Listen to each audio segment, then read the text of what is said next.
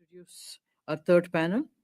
Each witness has been asked to make an opening statement of 5 minutes. We shall hear from the witnesses and then turn to questions from the senators. With us in person at the table, I wish to welcome Nicholas Marcus Thompson, who's the Executive Director of the Black Class Action Secretariat. Hugh Scher, Human Rights and Constitutional Lawyer. And Richard Sharp, who's the Director of Black Equity Branch within the Center for the People, Culture and Talent, Treasury Board Secretariat of the Ontario Public Service.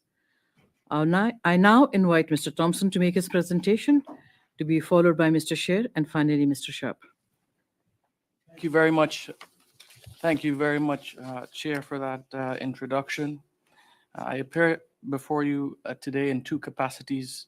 First, as the Executive Director of the Black Class Action Secretariat, which is a nonprofit organization that is representing tens of thousands of employees of the federal government that identify as Black for decades of systemic anti-Black discrimination in the federal public service. Second, I appear before you as president of the Union of Taxation Employees, Toronto North, representing approximately 1,400 employees at the Canada Revenue Agency. In this capacity, I have supported many employees with their complaints to the Canadian Human Rights Commission. I've also experienced firsthand the various barriers and obstacles to process and adjudicate complaints of all kinds before the Canadian Human Rights Commission, particularly race-based complaints. I would like to begin by acknowledging that anti-Black racism is deeply entrenched in all of our public institutions, including the Canadian Human Rights Commission. This has also been acknowledged on many occasions by the different leaders of our public service, from the RCMP to the Treasury Board and throughout the public service. As a matter of fact, the Prime Minister of Canada has repeatedly highlighted the concerns about anti-Black racism and systemic discrimination throughout our public services. As an elected union representative, I have observed rampant anti-Black racism at the Canada Revenue Agency. This systemic and institutional nature of such complaints make them difficult or impossible to address institutionally or as part of the grievance process oriented towards individual grievances. The same is true regarding individual complaints before the Canadian Human Rights Commission. Over the past 50 years, the Commission has done nothing to effectively address the widespread practice of Black employee exclusion in hiring and promotion throughout the entire federal public service. Such failures call into question the mandate and the capacity of the Commission to address such systemic complaints. The fact is, internal race-based discrimination at the Commission itself represents a major obstacle and has resulted in a loss of confidence of the Commission to meet its mandate. Following the grievance process, I often advise employees to submit a complaint to the Commission. Therefore, this submission is based on those experiences. Employees often experience long delays in receiving an initial response from the Commission. Race-based complaints are almost always denied, leaving these employees broken and without justice. These complaints are frequently struck at early stages of the process before full information or evidence is learned by the Commission. Often, when advised by the union to submit a complaint to the Commission, employees are afraid, opt not to, citing lack of trust in the Commission. To put this into simple perspective, employees are fearful of utilizing the complaint process at the Canadian Human Rights Commission because it triggers more trauma. You have to retell your story over and over. And employees rather salvage the little hope that they have and the little strength that they have left to cope with the trauma that they experience in federal workplaces. In 2020, after going through all of understanding the Commission and the lack of process in terms of justice at the Commission, I mobilized workers starting at the CRA to understand their experiences as it pertains to anti-Black racism. And as I spoke to workers across the federal government, the common theme existed, that Black employees were left in entry-level positions while being exceptionally qualified, some with multiple degrees. They're retiring broken in the same position after decades of loyally serving the government and people of Canada. And when I went to the Commission, I thought I would find something different at the Canadian Human Rights Commission, created under legislation to protect human rights. And I was deeply wrong. Employees at the Commission told me that they experienced the discrimination at the Commission was so strong. Some had to take sick leave for a lengthened period of times. Some resigned from the Commission due to the rampant nature of anti-Black racism. And they share the similar experience as employees in the rest of the public service.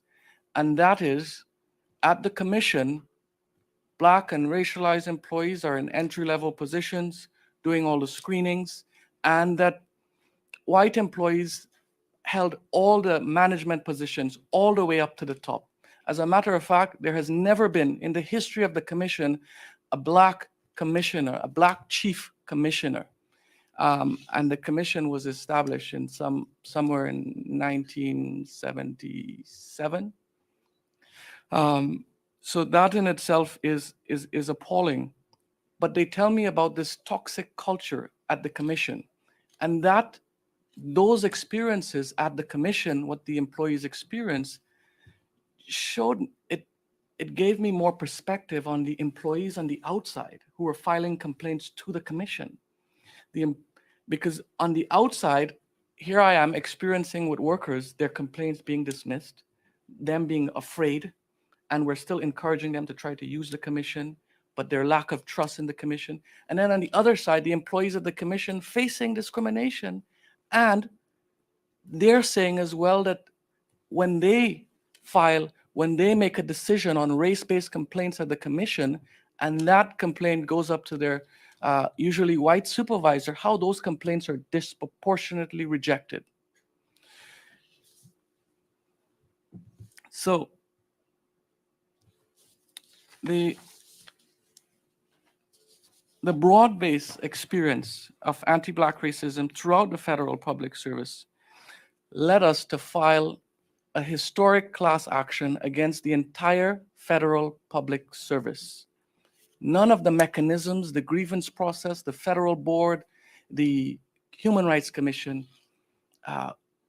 was able to address systemic anti-Black racism. As a matter of fact, it perpetuated to a point that it was so hurtful to workers with no redress, like Caroline, who worked for the RCMP for 37 years and never received a promotion, or other employees who worked for up to 50 years, still working, unable to retire. You know, it's really, really appalling. And it's in key institutions that workers rely on for justice. Workers rely on for leadership, like the Treasury Board of Canada. Black workers working on the mental health program there, all of them fired after they raised concerns of anti-Black racism. And it's the same Treasury Board that made the ruling that the Canadian Human Rights Commission was discriminatory towards Black employees. So we have this vicious cycle within the federal public service where there's no accountability. Wrongdoers are often either transferred when it comes to discrimination or promoted, as we've recently seen in the case where a senior executive at the Canadian Human Rights Commission was promoted less than a month after this finding of discrimination at the commission, less than a month, and promoted to where? In charge of racism, anti-racism for the entire federal public service. So where do workers turn to if we can't turn to the Canadian Human Rights Commission? So we'd like to make some recommendations. And a root part of the problem here is the Employment Equity Act. Because the Employment Equity Act groups all racialized people into one group, federal employers have consistently excluded Black employees from promotional opportunities because it's not defined. So there is probably one or two racialized group that is the government's preferred employment equity groups that the government, throughout the government, consistently uses. When we filed this class action in 2020, there were 99 Black executives throughout the federal public service, none at the Canadian Human Rights Commission.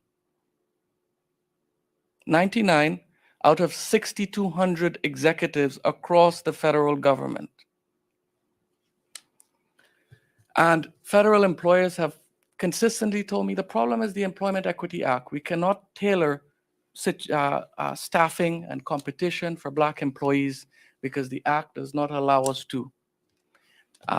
When I presented a plan to develop Black employees utilizing the staffing mechanism in the public service, they said that it would be discriminatory to white employees if you target employment to Black employees.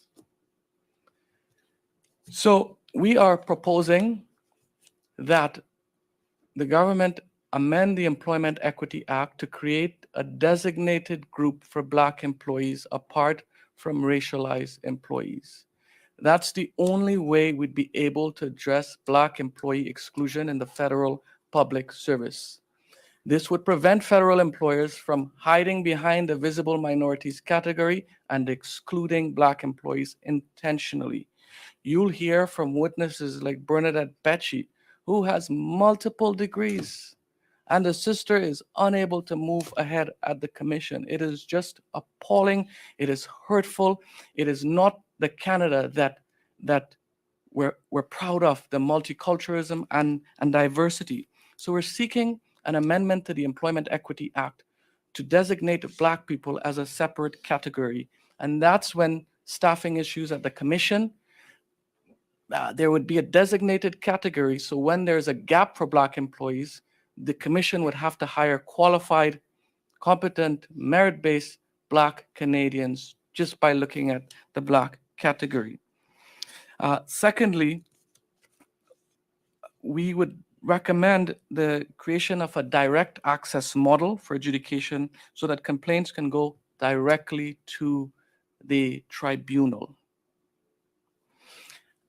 Next, we need to have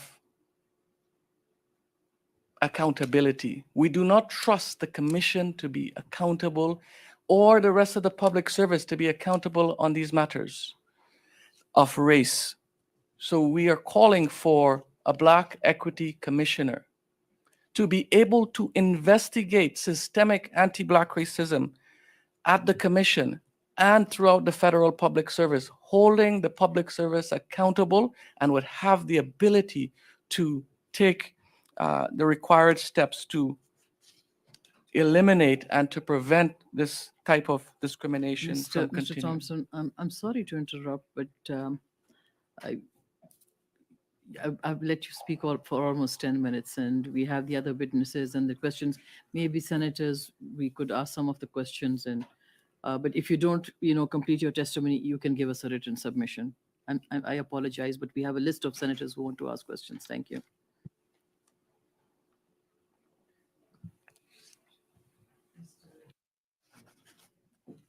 Mr. Sher. Thank you, Madam Chair. Thank you, Senators. I appear before you together with Mr. Thompson because we wish to highlight the concerns around the commission structure, make recommendations as to what should be done to try to improve the system, and try to address sort of how we've gotten to where we are that's given rise to this panel. I have 4 points to make. My first point is that the Human Rights Commission federally is broken beyond repair, and that the only option in terms of a means to ameliorate the situation is to resort to a direct access model of adjudication through a tribunal system, much as is being done in Ontario and in British Columbia.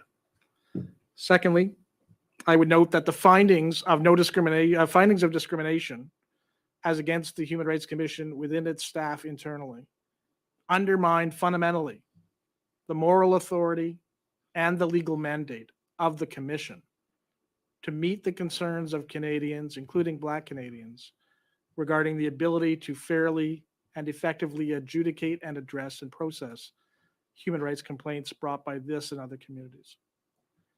Thirdly, I would note that the fact that the Commission has failed abysmally to meet its mandate to address systemic discriminatory and institutional barrier concerns represents a significant failing on the part of the Commission in terms of negating any ability to effectively address systemic and institutional barriers experienced by Black Canadians and others across the federal domain. And lastly, I wish to highlight that I am concerned that the reason for the finding by Treasury Board in this instance of discrimination is effectively being made to target and to harm the prospects of the Black Class Action lawsuit that Mr. Thompson and so many others have courageously brought forward. And I say that for the following reason. The argument of the government is that the commission and others have the mandate and the ability to address concerns of systemic discrimination and harassment.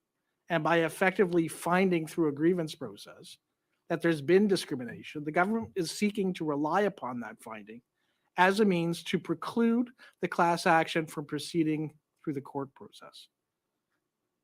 And in my view, that represents an unfair and bad faith mechanism in terms of the use of that process, in terms of the findings made by the tribunal.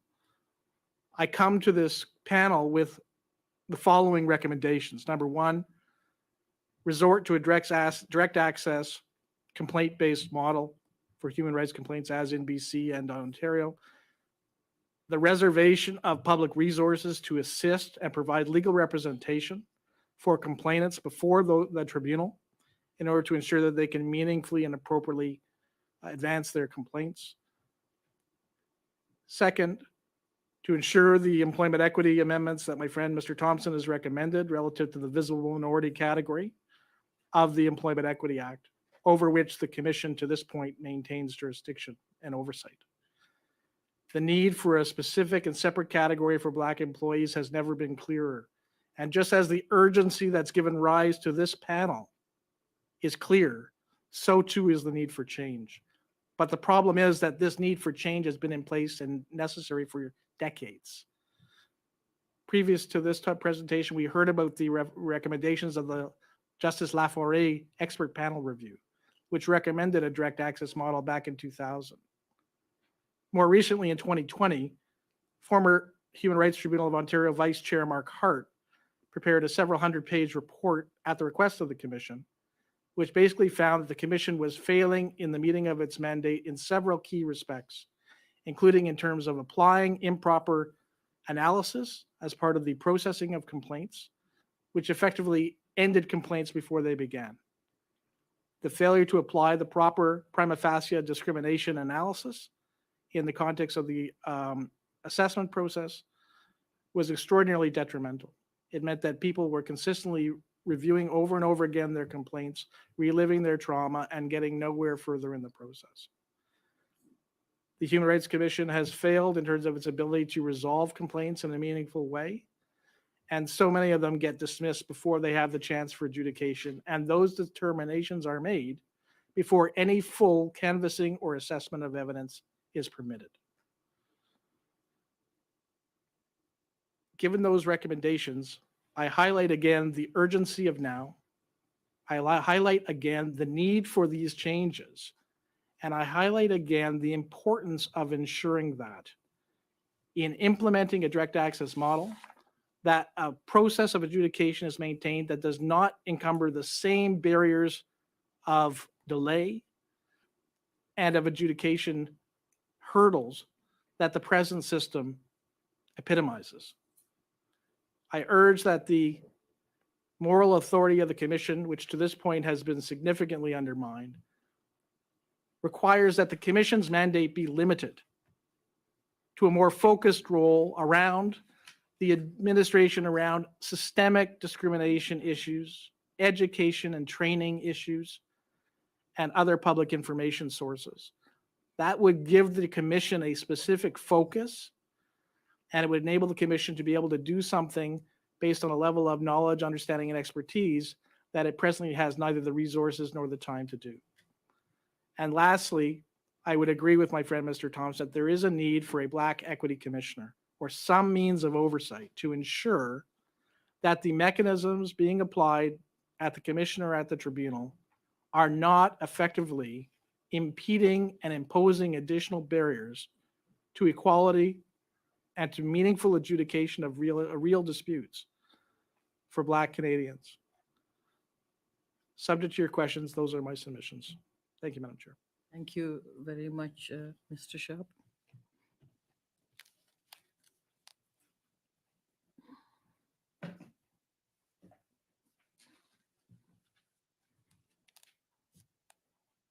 Good evening. Bonjour. Je vous remercie de m'avoir. Thank you for giving me the opportunity to present on this important subject. I will be presenting recommendations aiming to better support human rights for people of African descent who live and work in Canada? First, the disclaimer. I'm not speaking on behalf of the Government of Canada or the Ontario Public Service, where I am currently employed. To jump right in, Black and racialized communities have always known they will not receive timely and fair access to justice if they bring race-based complaints to the Canadian Human Rights Commission. Hence, many deserving complaints are never referred to that commission. People just don't come forward. The commission has always served not only as gatekeeper of the status quo, but also the place where race-based human rights complaints go to die, either rejected at disproportionately high rates or left to languish for years until people become too tired to fight anymore. That has already been discussed and shared with a number of presenters. Its own data proves this to be true. For example, only 33% of race-based complaints were accepted by the Commission between 2018 and 2022. What happened to the 67%? I guess we will never know. People had to go home without having redress. Over the decades, the impacts on Black and racialized communities who are victims of institutional anti-Black hate and anti-Black racism have been profound. Loss of employment, loss of income, stress-induced mental and chronic illnesses, that feeling of hopelessness, that there is nowhere to go for help. On a personal note, all 8 of my immediate family, my brother, my father, my mother, my sisters, have been victims of anti-Black racism in employment, education, and interactions with law enforcement. This has defined our existence as Black people and as a family in this country. Over my 25 plus years as a union representative and human rights advocate, I've counseled people not to go to the commission with complaints of discrimination because it has been a notoriously futile effort. Before data was being collected officially, communities were unofficially collecting that data to let people know what the deal was. In 2019, the Federal Black Employee Caucus, a group I co-founded with my intrepid colleagues, met with the then Chief Commissioner and her senior staff. The message from the Federal Black Employee Caucus, FBEC, was simple. The CHRC is irrelevant as an institution because it does not uphold the very purpose of its existence, which is to safeguard human rights for its population, in particular Black and racialized people in Canada. In March 2020, the Commission invited racialized organizations to consultations on how to improve the complaints process. We compiled a list of recommendations along with those community organizations that was delivered to the Human Rights Commission on March 26, 2020. Later that summer, Human Rights Commission employees, Black and racialized employees, alerted FBEC of instances of anti-Black racism within the Commission.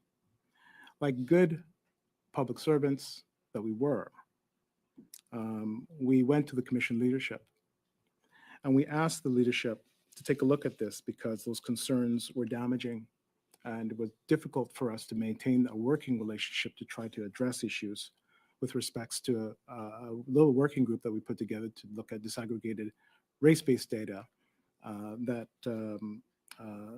we were asking to have collected as part of the complaints processes. We wanted to understand what was going on from a data, results, and performance perspective. After raising those concerns, they were not adequately addressed. And as Nina Simone says, you must leave the table when love is no longer being served. So FBEC left that table, that relationship, in the fall of 2020. At the same time, FBEC quietly informed the leadership at all levels of government that there was a problem brewing at the Canadian Human Rights Commission. Again, by doing this quietly, the hope was that people would resolve this in a way that nobody would, get hurt and there would be no reputational damage. We counseled that these revelations would be explosive, damage the Canadians' confidence in the institution, hurt Canada's brand, and not to mention the employees in question. As far as we could see, as far as we could tell, nothing was done. So now the chickens have come home to roost. Over the last 3 years, the CHRC did make efforts to address some of these issues themselves, modernizing their complaints process and so on, and developing an anti-racism action plan. What are the results? What are the measurable changes that we have seen with respect to the outcomes for Black and racialized people who bring complaints to the Commission? How has the Commission done in ensuring its leadership and staff are reflective of the racial diversity that is Canada? It is not just that the Human Rights Commission needs to be scrutinized here. My observations, and this is coming from Richard Sharp here, is that all the institutions that enable the dysfunction within the Commission and disable it from living up to its stated purpose are implicated. So I'll jump right into recommendations here because I think that's what people really want to hear. My first recommendation is that a national inquiry on anti-Black racism in federal institutions be instituted and supported by both houses of government. Leadership in our institutions continue to fail people of African descent in Canada. I echo the calls for rights-based, human rights-based complaints, race-based complaints to be sent directly to the Human Rights Tribunal. People should have their cases of discrimination heard, not summarily dismissed. And that's why, and I also echo, and a number of us have been calling for this from community, an independent expert on anti-Black racism to investigate the Commission's practices as is definitely required. It's a no-brainer. This is something that we should have put in place a long time ago. You can't only have people who enjoy generational white privilege as the sole stewards of the soul of a racially diverse nation. Bad things happen to us when this kind of dynamic is left unchecked. This has been decades of this dynamic being left unchecked. And last but not least, a Black Equity Commissioner. We've been talking about this. We need this. This is a legacy building piece for Canada. There are not very many results for the UN Decade for People of African Descent. We're at the end of that process. Intergenerational decline of Black people in this country is directly linked to the institutional structures that maintain anti-Black racism in every single aspect of our Canadian work life.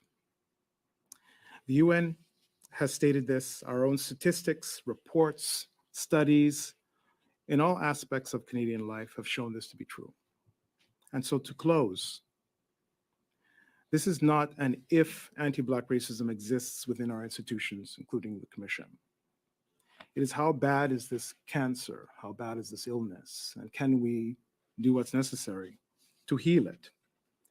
Canadians may be shaken by the revelations that the Canadian Human Rights Commission is not what they thought it was.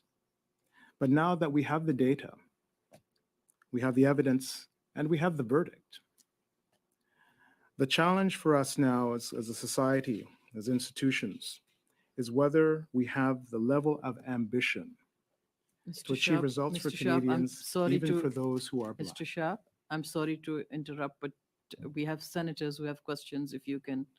That was my last sentence. Okay, thank you. I'll let you finish your last sentence. Okay. It was my most impactful sentence too. And, so I got to say with the same kind of bravado, if you will allow me. Now that we have the data, the evidence, the verdict, the challenge for us is whether or not we have the level of ambition to achieve results for Canadians, even for those who are Black. Thank you very much for the opportunity. Merci beaucoup. Thank you very much to all our witnesses. So, senators, as is our practice, so we now turn to questions. Just sort of recognizing the time, I think we'll have time for one round. I will start with the Deputy Chair, Senator Bernard, to be followed by Senator Omidwar. Thank you, Chair. Thank you to all of our witnesses. I will ask two questions. The first question would be to Mr. Thompson. If you had other recommendations on your list, please share them now. My second question to all three witnesses. You've all mentioned a Black Equity Commissioner. If you could tell us in your ideal world, what is that? What would it look like? What are you recommending here? Thank you. Thank you very much. So on the first question with regards to any additional recommendations, my final recommendation was that their human lives have been significantly impacted as a result of actions at the commission, as well as throughout the public service. Although the grievance finding provides a declaration, these employees continue to suffer. Um, there must be some type of remedy for these workers who are impacted, workers who've served decades and still in their retirement, they're coming out and telling us about the trauma, the hurt, and the pain. So there must be compensation and meaningful redress for employees impacted by systemic discrimination and the failure to remove barriers to the full participation of Black employees at all levels. And your second question, Deputy Chair, Madam Deputy Chair, if you can clarify that, it's about the Black Commissioner. What I'm asking, if you could tell this committee, what does that mean to you? So we've heard the term, Mhm. but we don't have a sense of what you, let's assume we don't know what you mean by that. So what would a Black Equity Commissioner, what would that, what would I'm that happy to speak person to or that point, office Madam do? Vice Chair, if that's helpful. I would be happy to speak to that point if it's helpful. Yeah. Yes. So I've asked that question of all three of you. Whoever would like to speak to it, please. Why don't I start, if I might, if you don't mind? We know from our experience in Parliament the effectiveness of the Auditor General in terms of their capability to review the systems, policies, and practices, how money is spent, how systems are operated, and how the mechanisms of government are made to work or not. The same kind of seriousness needs to be brought to bear in terms of reviewing, assessing, and rectifying institutional barriers and systemic obstacles in terms of how they impact Black participation and the participation of other groups within the federal public service and across the federal workforce and service delivery system.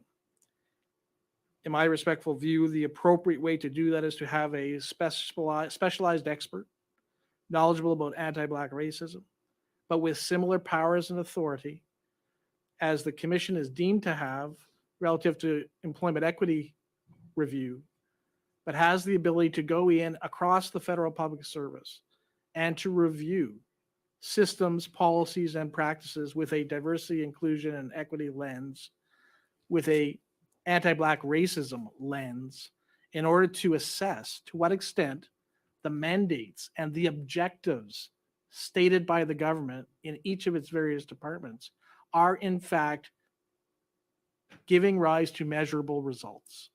And where they are not, to take concrete action in terms of recommendations that can ultimately be implemented and enforced through Parliament.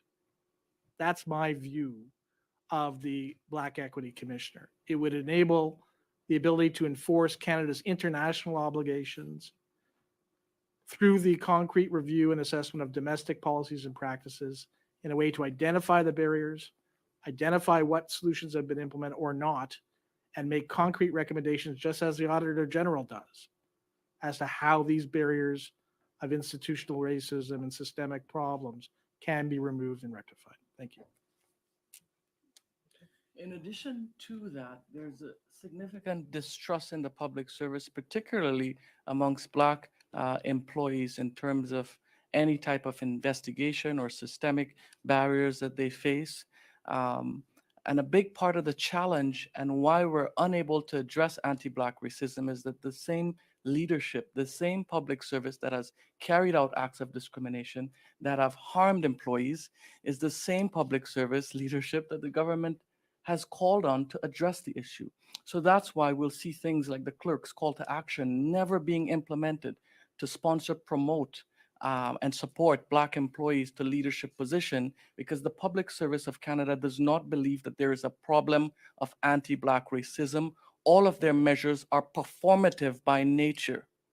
Therefore, a Black Equity Commissioner will do exactly what Mr. Sher has indicated, that would, we're seeking a commission structure that is fully funded, that has the power to police the public service, because we do not trust the public service to police themselves. Those who have oppressed workers for decades, now responsible for that change. So we're seeking to have that neutral third party that would have the training and expertise in terms of addressing these issues.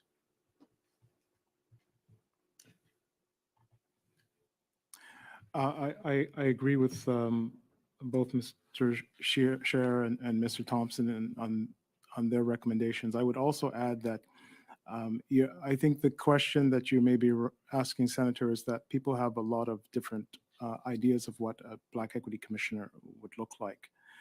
And I actually, in some of the corners that we have been talking with, see the potential of a Black Equity Commissioner to be broader than just public service, but also look across Canada throughout our various institutions and functions. Because there are some aspects within the Human Rights Act that don't adequately cover discrimination in service provision, for example. So, we don't want things lost because we're just focused strictly on federal institutions.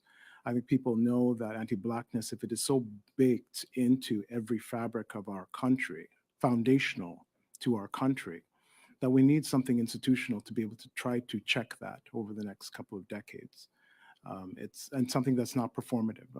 I think there's a lot of concern that an order in Parliament, putting something like this in place, an order in Parliament, would just be for show and not be as effective as people might like. But that's why I think you need to have, to some extent, a public process and an accountability, transparency and accountability mechanisms built in so that it can be real.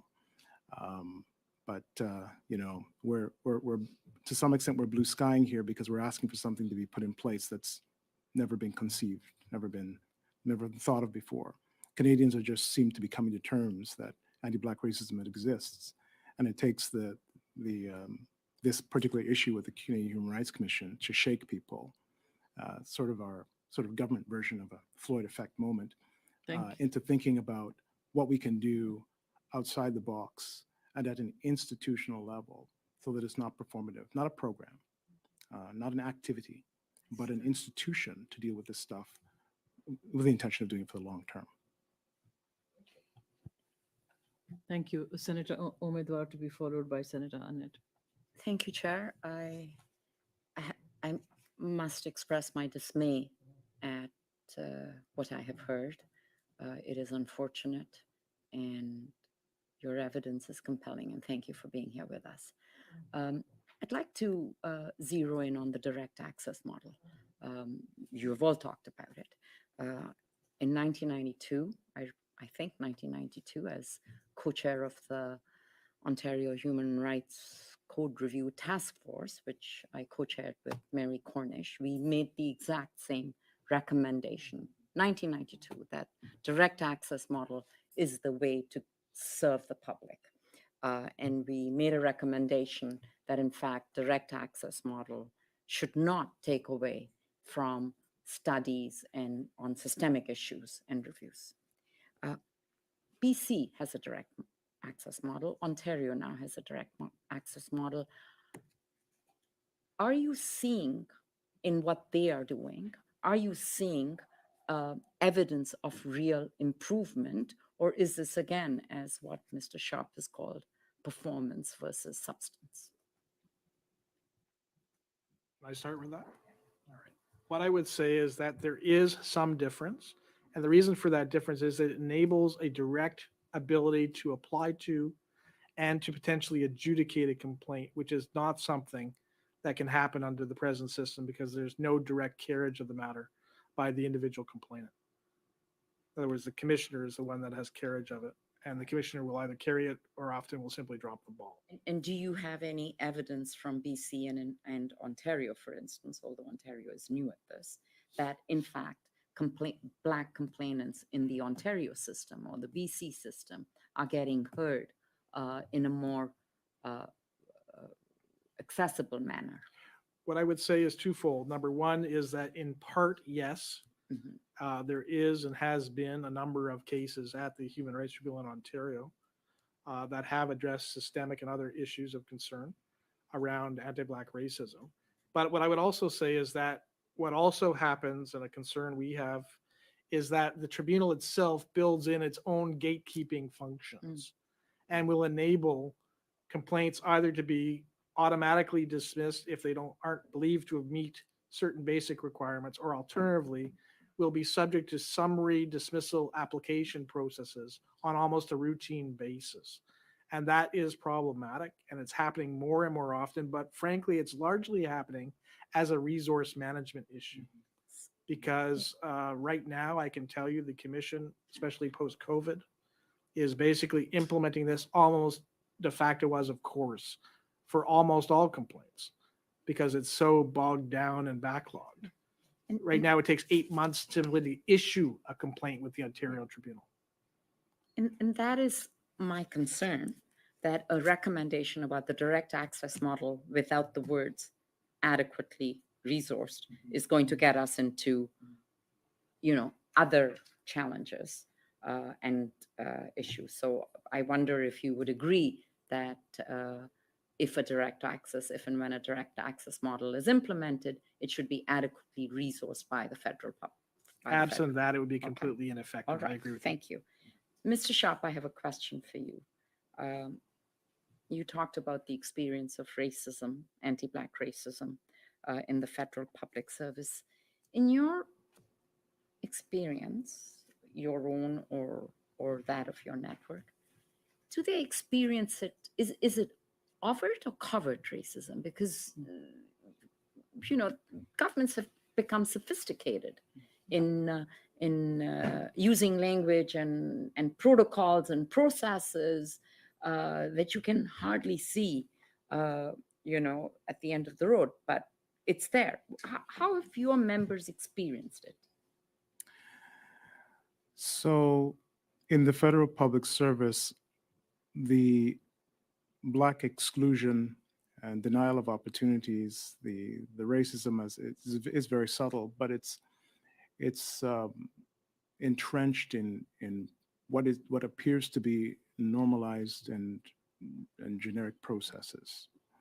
So to put it quite simply, we take the Black and brown and racialized out of our processes and then wonder why we don't hire any Black and brown people through our processes, or they don't advance.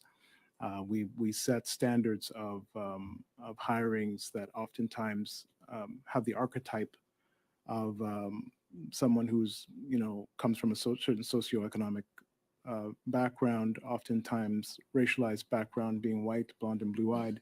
That is the archetype of the model bureaucrat, the model public servant. Someone like me with the hair is not necessarily seen as a good fit for certain roles, in particular leadership. So it's to put it lightly and to put it very, very bluntly, I think you're exactly right. Very subtle, but it is so normalized. And this is what the UN said in its report to Canada after assessing the state of people of African descent here in 2015, 2016, that report Canada in August of 2017. It's so normalized that people just don't recognize it. So, yes, it is definitely, it's one of those things that we have to, when I talk about Black inclusion within the public service, is looking at all of our processes, our HR processes, our management processes, our education processes. I quickly want to ask a question of Mr. Thompson before our very august chair cuts me off. Mr. Thompson, in your opinion, does unconscious bias training work?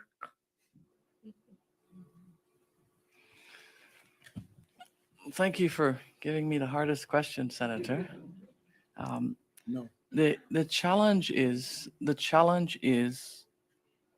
that unconscious bias, the term is now being used to excuse bias and racism and discrimination. I did not know that I was discriminating against you. I did not know it was my unconscious bias. Well, that is only further perpetuating the discrimination and the hurt and harm towards Black Canadians, and in this case, in the federal government. Thank you. Thank you. Senator Arnett, to be followed by Senator German. Thank you, Chair. This question is for, first, I have two questions. The first one is for all three of the witnesses. And witnesses, you've painted a very bleak assessment of the situation at the Canadian Human Rights Commission. It's one of abject failure. It's failed abysmally, as Mr. Scher pointed out. You are thinking of separating the commission from its work and only allowing it to do education, class action. Why would you have any confidence in that organization that they could do that any better than they've done the protection and promotion of human rights? I'm shocked actually to hear you say that. It seems to me there's not much of a remedy to fix what is so broken and is so deep-seated in the bias, either conscious or unconscious. That's the first question.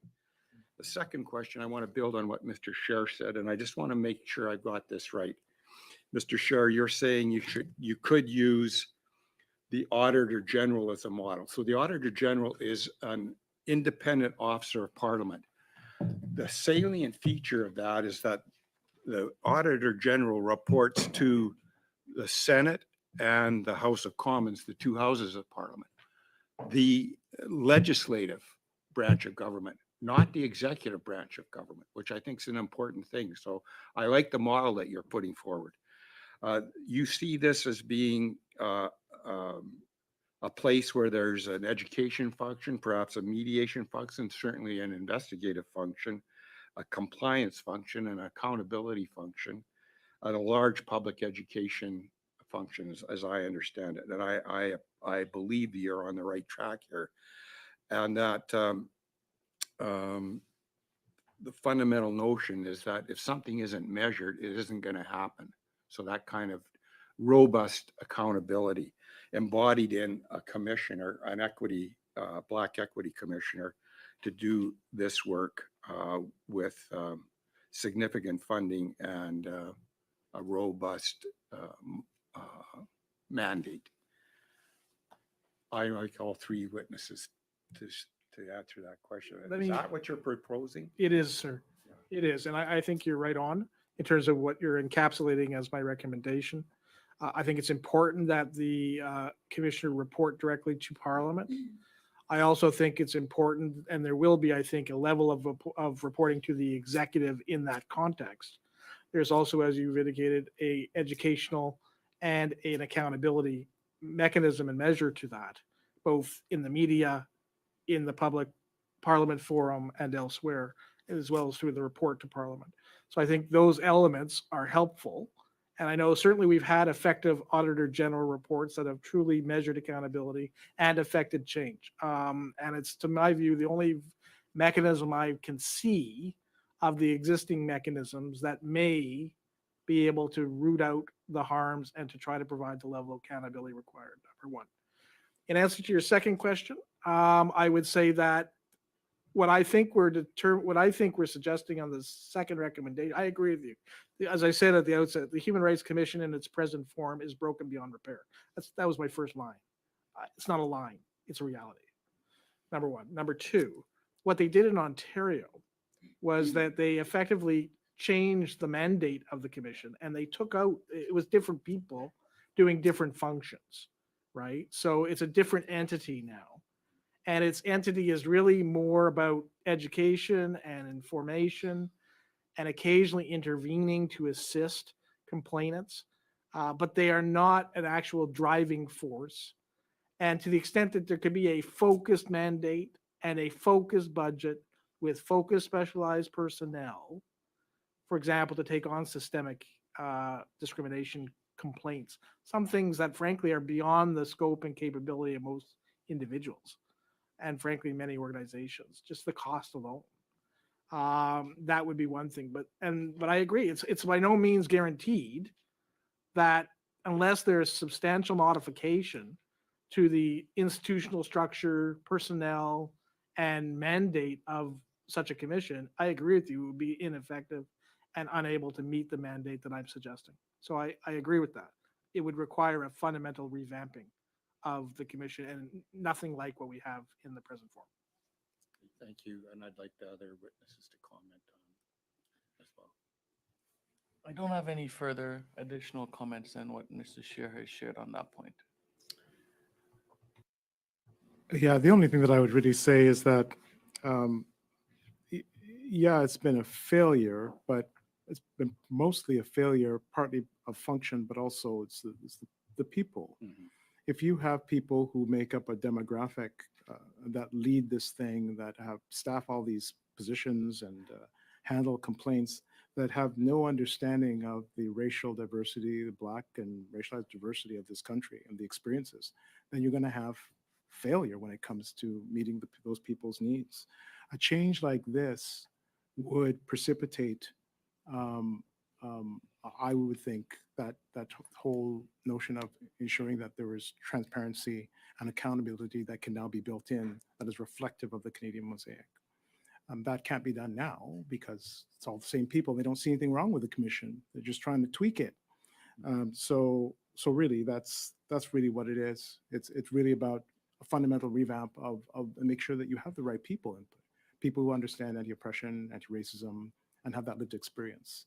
If it reflects Canada with all of our imperfections, then I think we'll make a perfect institution to address human rights issues within this country. Thank you. Thank you, Senator Joe. Madame la Présidente, Thank you, Madam Chair. I've been listening to you and also to the witnesses that appeared before. Can everyone hear me? So I listened to the previous witnesses and then I listened to you, and I get the impression that really there's no trust. The relationship of trust that existed is broken. There are incredible delays processing complaints. The victims often have to wait an insane amount of time to get access to a remedy. So do you still trust the commission at all? And if so, what type of reform do you think needs to be made? And if you want to have an equity commissioner, would you imagine both of these things happening at once? So first of all, reforming the commission, and then secondly, having this commissioner who would be in direct contact with the complainants. And how do you see that working? Can we reform the commission? Or should we completely let the commission collapse, just throw it out? Because it is as bad as everyone has been saying. So what's your view on that? I begin? Merci beaucoup. What I would say, first of all, is that I think it's important that the commission be stopped in its mandate at this moment and that there be a transitional phase to enable a tribunal-based model to come into effect. We have the recommendations from the Laforêt report, which are attached to my submission going back to 2000. We have the examples from Ontario, from the Cornish report, from the ultimate mechanisms that gave rise to the 2008 implementation of the Ontario Tribunal, and we have the situation in BC. So it's not like we're without examples of how to do this. Yes, there may be a need for some level of transition, but I don't believe the present situation is tenable. And so there needs to be a rapid transition that, at the one hand, enables a tribunal-based model to arise, and on the other, lets fall, as you indicate, the present commission model, and enables it to be reformed and replaced with a differently resourced, differently structured model that has a different mandate in the ways I've tried to describe before. Thank you, Senator. To put it very clear, we do not have any trust in the Canadian Human Rights Commission to deliver justice, to deliver its mandate. It has demonstrated over decades that it has failed. It has failed, particularly Black Canadians, in terms of executing its mandate under the prescribed legislation. And the only way to move forward is to have this direct access model in addition to other systemic remedies, such as amendments to the Employment Equity Act, such as other accountability measures, such as the Black Equity Commissioner. But I have to say it again, we have no confidence in the Canadian Human Rights Commission. Thank you.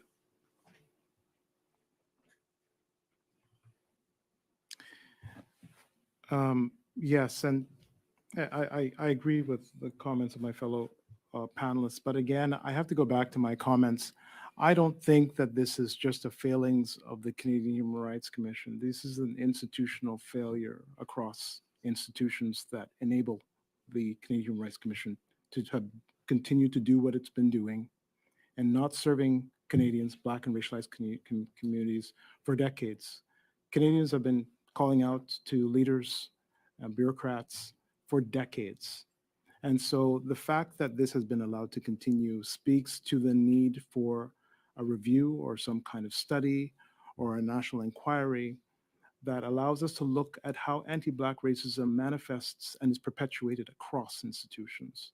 If we just use, like, the Canadian Human Rights Commission as the fall guy here, we throw them under the bus, it was there and we'll fix that, and then think that for a second that anti-Black racism will be rooted and will be addressed for the government of Canada and for all of us as Canadians, we are sorely mistaken. We need to look at the whole thing.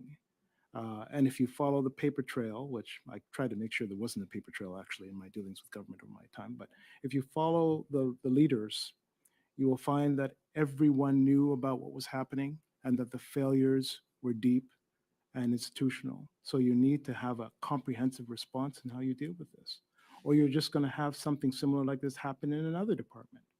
So again, yes, for sure, we can look at, making reforms to that institution, but that's not where the real problem is.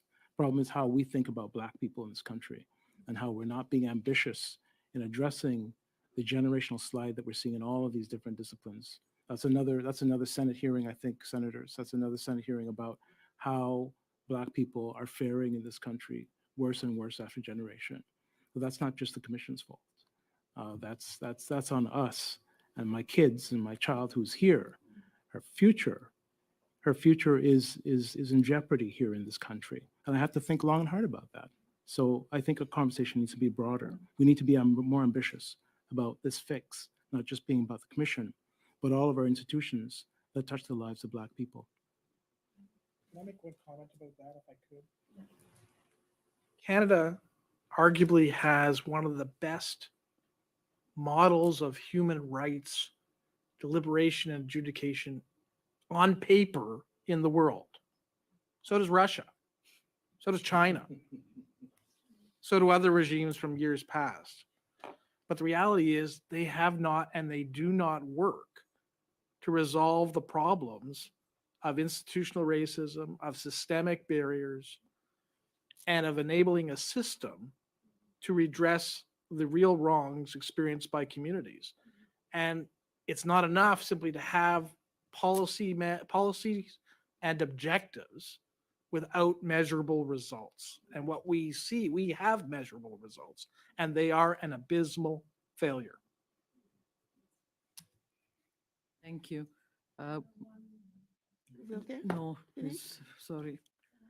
No, I don't think we have time for second round even. In fact, I hate to break the news to you, but the 20-minute break has now become a 10-minute break. But what we are hearing is so compelling, and I wish we had more time. Um, and Mr. Chair, I agree with you. If we can have all the policies we want on paper, but if they are not implemented, it's a useless piece of paper. So thank you for raising that point. I want to talk about that in October of 2022, the Commission released its Anti-Racism Action Plan, the Progress Report, uh, which outlines the actions taken by the Commission under its original plan, the outcomes achieved, and the future steps that will be pursued. Your assessment of that plan and what impact did that have externally and internally? I'll begin, and just briefly, I had a look at the plan and the report, and the report demonstrates the clear flaws in the system. For example, the report states that the Commission is meeting all of its targets on employment equity. Nothing further.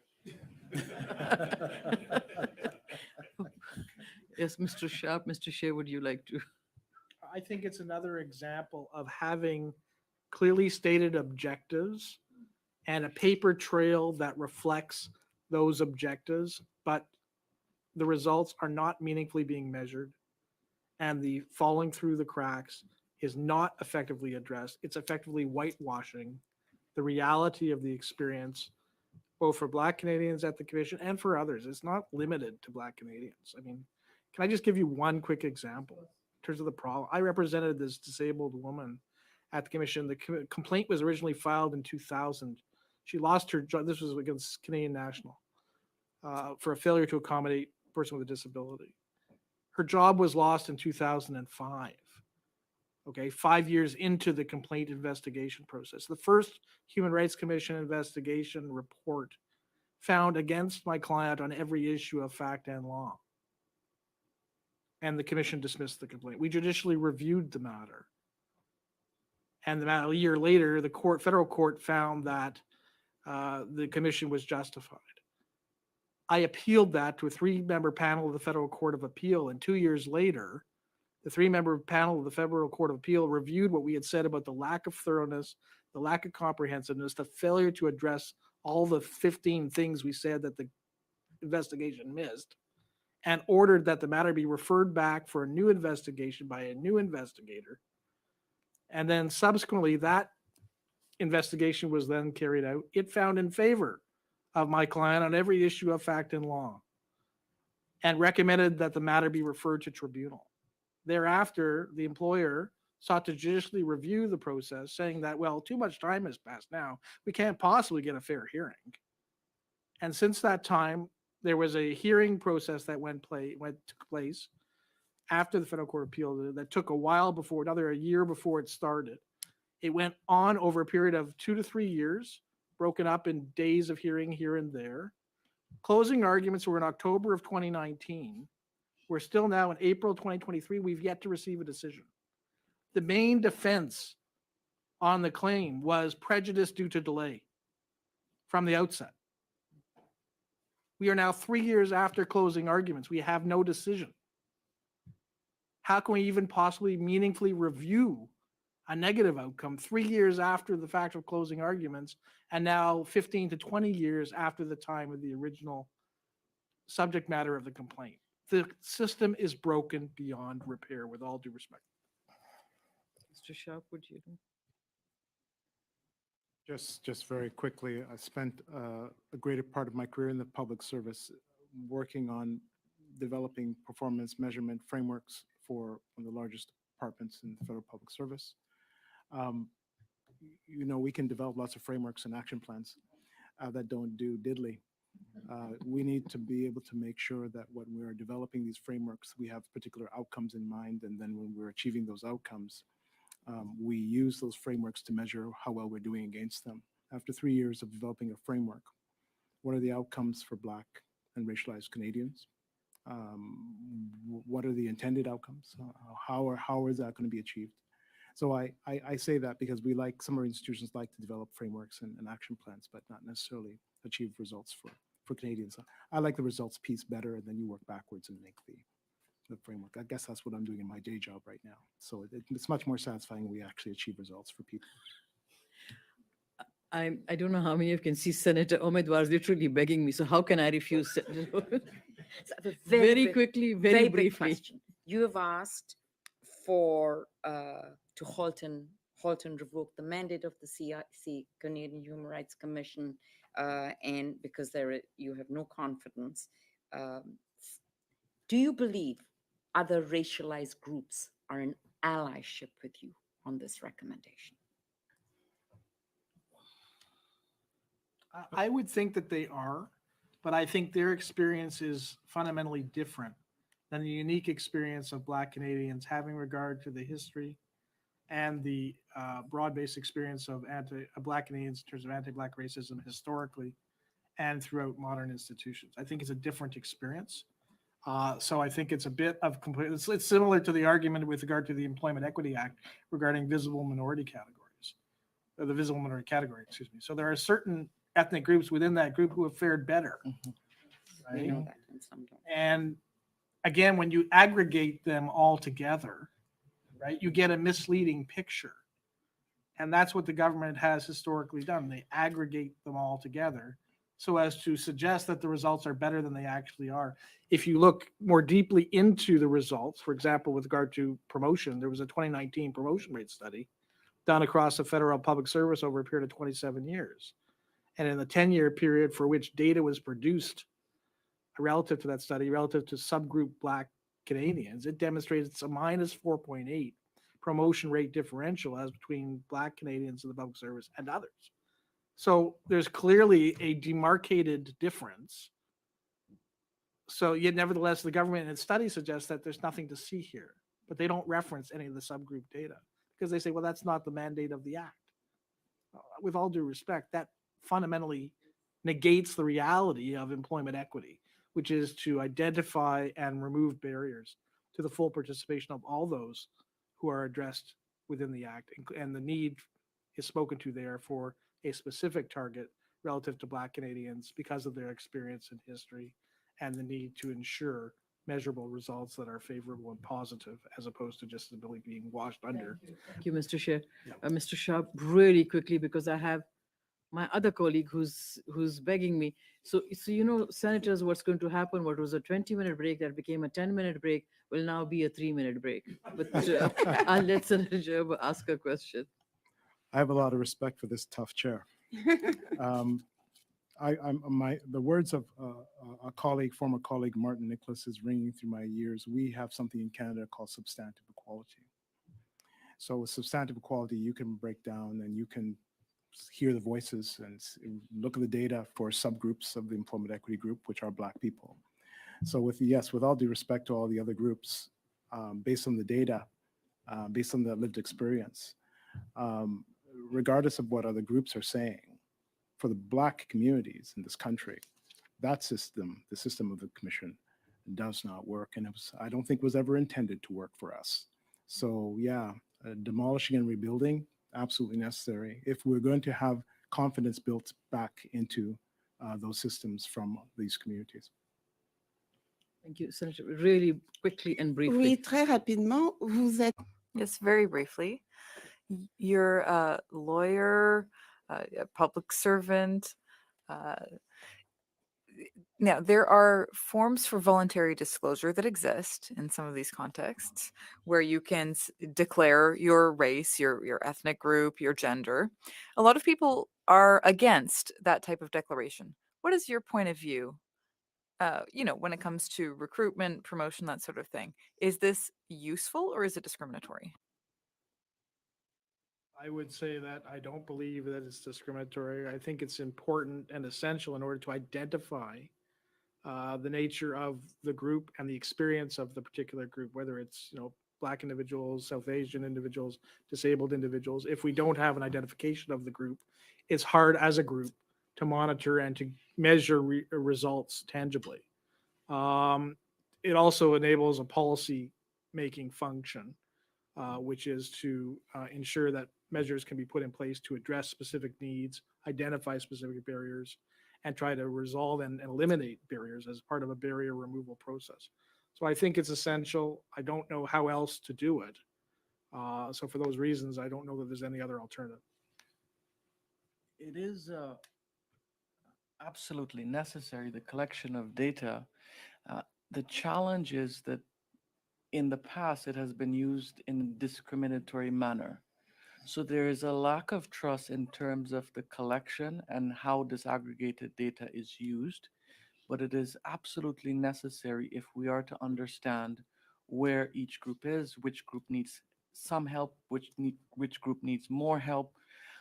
It is critical, but there's a serious trust factor in terms of making that declaration. Workers have told me they do not fill out those because they do not want to be identified. They do not want to face any type of discrimination, and that has been their experience.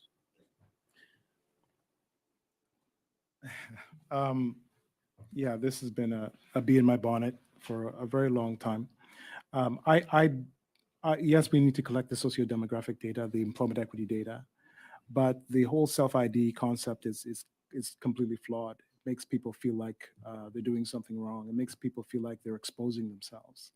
And so that is reflective in the low uptake of self-identification within sort of federal institutions. With respects to not wanting to be identified, I often say this, and I know it's not the same for other equity-seeking groups, but if I don't identify as Black or racialized, I think people still see me as Black, racialized. I'm still Black, and I get discriminated against because of my color, irrespective of whether or not. So, but if I want to avail myself of positive measures to support my advancement, I have to tick a box that makes me feel uncomfortable to tick that box, but I will be discriminated against because people see me. So, I think that for another discussion, we need to come up with different ways of quantifying the existence and the participation of racialized people in our workplaces. I think the self-ID thing has been a complete failure. And so I know conversations with Statistics Canada over the years have been talking about using the census, using demographic modeling to help us identify the numbers and where people are in the workplace, but it takes time, takes some effort in terms of those tools. But I think we can do that. We're creative enough. We're human beings. We're always creating things. But I think that the self-ID thing is bound to continue to fail us because when not enough people self-identify, people say, well, not enough people are self-identifying. We couldn't actually count people properly. So I guess we'll just keep doing what we've always been doing.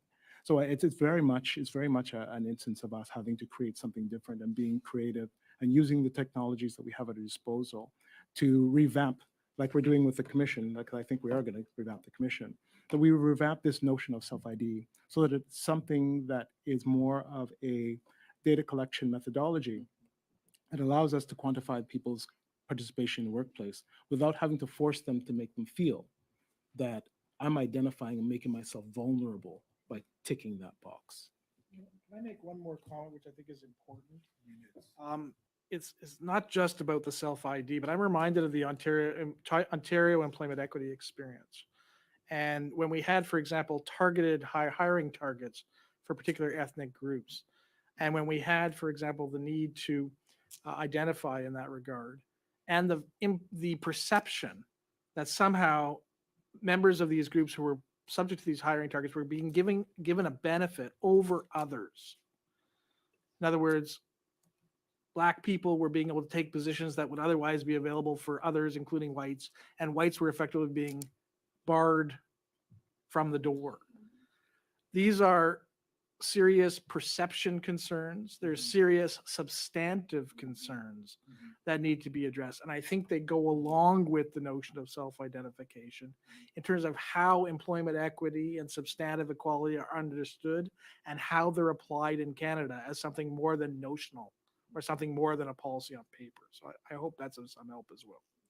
Thank you. Gentlemen, I want to thank you for your testimony. You've given us a lot to think about, and your testimony will help us when we write the report and we write the recommendations. And we had a very successful spot study last time, and I'm hoping that this spot study will have the same success. So, senators, thank you. And we'll suspend actually now for 2 minutes, and our next witness is waiting. Thank you very much.